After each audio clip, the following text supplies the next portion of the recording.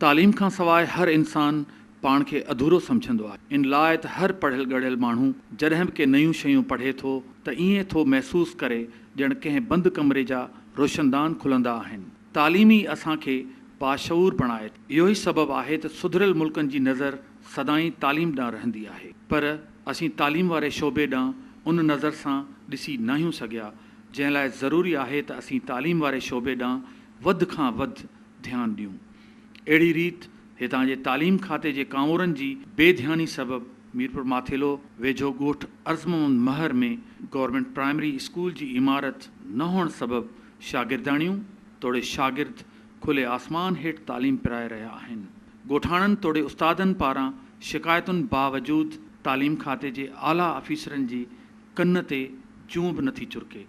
वक़्तनि फ़वक़्तनि school जा ॿारड़ा केतिरे ई अरसे खां एहतजाज कंदा रहिया आहिनि, पर तालीम खाते जे कामोरनि ॿुधी अणॿुधी करे छॾियो आहे। नाज़रीन, स्कूल जी इमारत सरकारी तरह सां न हुअण करे उस्तादनि, शागिर्दनि ऐं वालदेन में बेचैनी पखिड़ियल आहे।